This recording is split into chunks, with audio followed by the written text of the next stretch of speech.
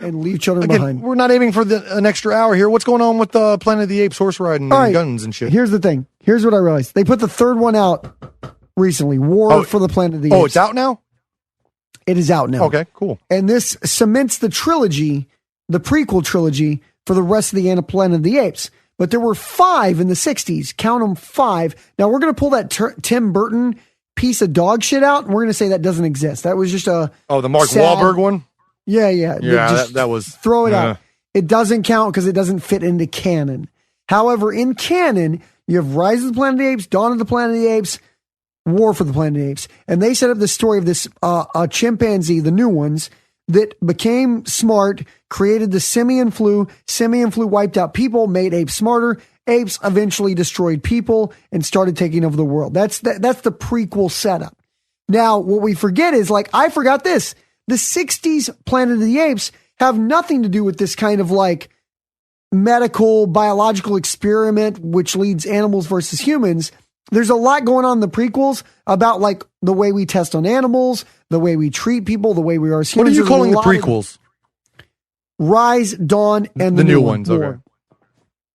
But in the 60s, there were 5 that essentially were based around time travel.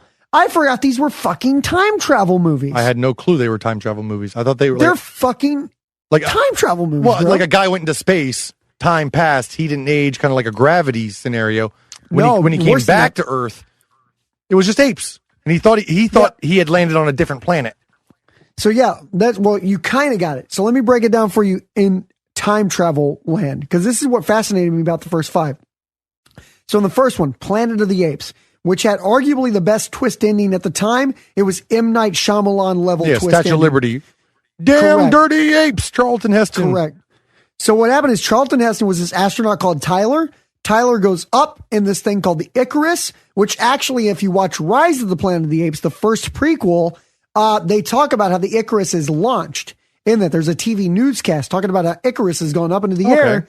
I had no clue they were actually prequels. I thought you were just calling them that. Yeah, they're true prequels. So the Icarus is launched in Rise of the Planet of the Apes. But what happens is when the Icarus is launched, we come on board the original Planet of the Apes, where they've gone up into the air. And now what essentially happens, I say the air with space is probably a better way to put that. They go into cryo sleep because they're going to go to another planet. Right. But they're not going, they're like going to Mars. It's like a Mars mission. Okay. But along the way, they hit a wormhole. Boom. Wormhole, fold time. They end up landing back on Earth in the year like 3060 or something.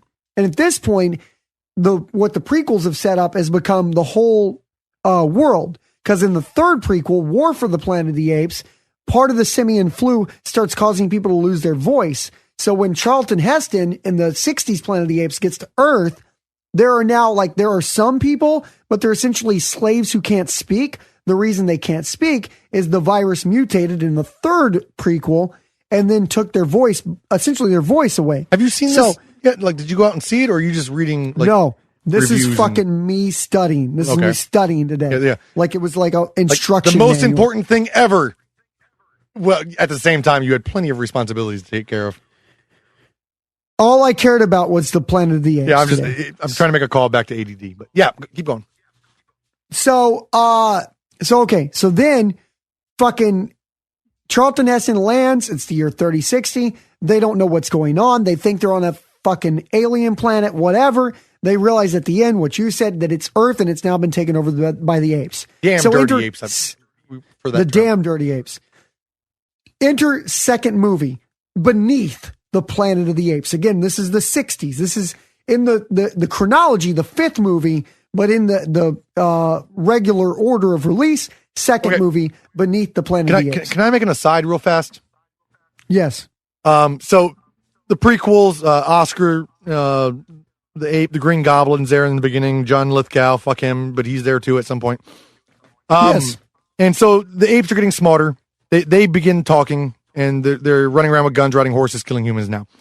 So somewhere in between, like, I guess what the third one is, the third prequel or whatever, however you want to identify the new movie, and then the timeline to the 1960s, the apes have changed physically, very dramatically, which leads me to assume that some weird human monkey banging happened at some point and now they're not truly chimpanzees anymore or orangutans. They are some human ape hybrids. Well, I think what you're just talking about there, and this is why it's hard to wrap your mind around the connection of the two universes, is it's really well made CGI versus rubber fucking mask on so like dudes. how? So, yeah, I mean, I understand that. Yeah, the '60s technology and makeup effects versus today's CGI and whatever. But how do you account for that difference? Do you just assume and like turn a blind eye to that difference, or do you explain? You have to, or do you explain it away with weird ape fucking?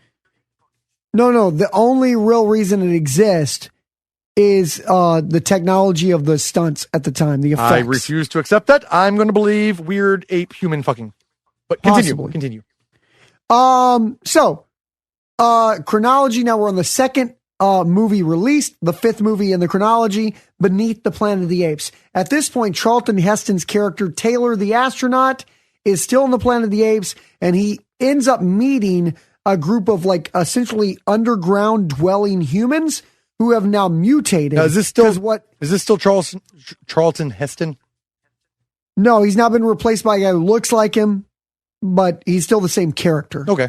So the character Taylor uncovers that beneath the crust, beneath the Planet of the Apes, there's mutants who are living here. You like mutant human hybrids, right? Because they went underground, much like the movie Time Machine, H.G. Wells' book. The mole people and the humans made some weird looking things too.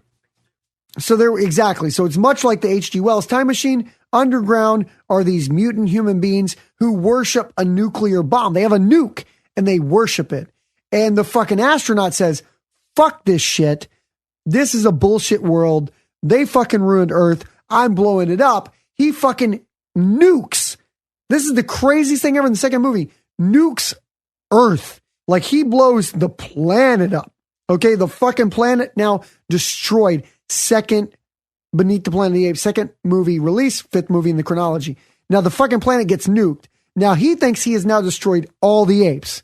However, there are 3 apes who fucking somehow, I don't even know, it fucking seems inexplicable to me, knew he was about to nuke them. They hop back in the ship that fucking Charlton Heston landed on in the first Planet of the Apes. They fucking zoom up into space on his space shuttle. On his fucking spaceship. They go back into space. They go through the wormhole that he came through. They like reverse engineer the wormhole. So they arrive, third movie, Return of the Planet of the Apes, where they have now come to 1970s America. You're talking about Conquest of the Planet of the Apes. No, the fourth one is Conquest. Nope. I'm on the wiki right now. The third one is Conquest. What's the fourth and fifth? Then the 1973, the fourth one is Battle. And there's a TV series. Nope, you missed one. The fifth one is Battle. You're missing one somewhere. Okay. Oh, so Planet, Beneath, Escape, Conquest, and Battle. Boom, Escape. Okay, Escape. I'm sorry, I called it Return. It's Escape. Okay. Escape from the Planet of the Apes. That's the one where now they have reversed through the wormhole, and now they've landed in modern day America, which is just like, now this is a parallel timeline. Okay, this is like because Earth has been destroyed. This is right before like the Icarus, like this is a different Earth, but it's like the same time the Icarus would have taken off or whatever. They have now landed in the Icarus spaceship on modern day Earth in the United States, and they become... You said before Icarus took off. Either before or after, I'm not actually sure, but it's like, it's a parallel timeline, so it doesn't really count either way. Well, what I'm saying is, like, if they go back in time, like you're saying, they have to go back before the first prequel with the Green Goblin and Chester the Ape. Otherwise, yes, they are before that. That's correct. Because there's no reference to them in that. And that movie, like you said before, that movie references the space shuttle taking off. Correct. This is before the simian flu, before the Alzheimer's. This is like, so they're back at some point in American history before anything has happened. Okay. So they're back now, but they become celebrities in America because they're fucking walking, talking apes. And everyone's like, oh my God, these fucking walking, talking apes. All right. I've watched the first 2 of the new ones, or like the one with the Green Goblin and then the one with the guy that dies in every movie. Gary Oldman. Yeah, and Gary Oldman, too short. But I watched those 2, and there's no reference that, like, hey, you remember that time 10 years ago when a bunch of apes showed up and started talking? But hold on, dude. This is where it gets crazy. Okay. So this is what we're supposed to believe, I believe. So again, keep in mind, this is a parallel timeline. All of this would have happened after those events in a different timeline. Do you know what I'm saying? Well, no, we already established that the first prequel, it has to happen prior to that. Now, it could be a parallel universe where... That's what I'm saying. Yeah. It's a parallel timeline. Like Doc Brown explains, where somewhere time splits and it just changes, but... Correct. That's the kind of universe Planet of the Apes exist in. That just seems like a very convenient plot device to avoid any conflict, but... I mean, it's possible, but here's why it's a parallel timeline, because you're about to get into the time looping idea, which is very interesting too. So, in this timeline, they end up having, they become celebrities in modern day, the third movie, modern day America, celebrities, and then one of them hides like a monkey, like one of their baby monkeys that's going to be pass on the fucking gene of smart monkeys or apes or whatever you want to say. Caesar. They hide him in the circus. That's Caesar 2, not Caesar 1. Because Caesar 1 is the Caesar from Rise of the Planet of the Apes, Dawn of the Planet of the Apes, and War for the Planet of the Apes. That's Caesar prequels. 1. Now, this is Caesar 2, where the time looping idea comes into play. Caesar 2 is a different Caesar, but still is the Caesar that then becomes a circus monkey. But the purpose, they were like, okay, we're going to let you go into the world, and your purpose is going to be to educate other apes, teach other apes, start building the next Planet of the Apes. That's what Caesar 2 is for. So then Caesar 2 in Conquest of the Planet of the Apes, fourth movie now, released sixth movie chronologically, Caesar 2 then starts leading a takeover, training the monkeys, teaching the apes how to take over the fucking planet. Just like the second prequel.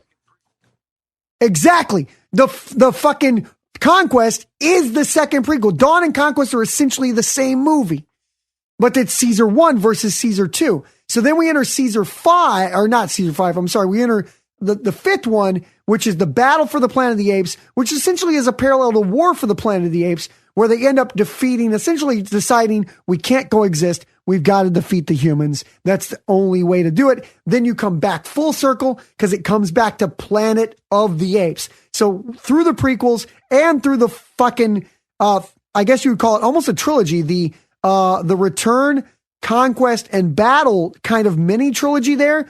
Both of them are telling the same exact fucking story, but through Caesar 1 and Caesar 2, which leads you back to Planet and Beneath, which leads you back to fucking Return or Escape or whatever you call it. So what the point is this fucking whole series is based on time looping, meaning no matter how many times you try to change in any parallel timeline universe, how many times you try to change the outcome of the events of history, it's going to end up the same. It might take a different direction, a different avenue, a different way of getting there, but it always leads back to the same shit. It's fucking mind-blowing. The whole thing, all movies minus the Tim Burton piece of shit, are about time looping.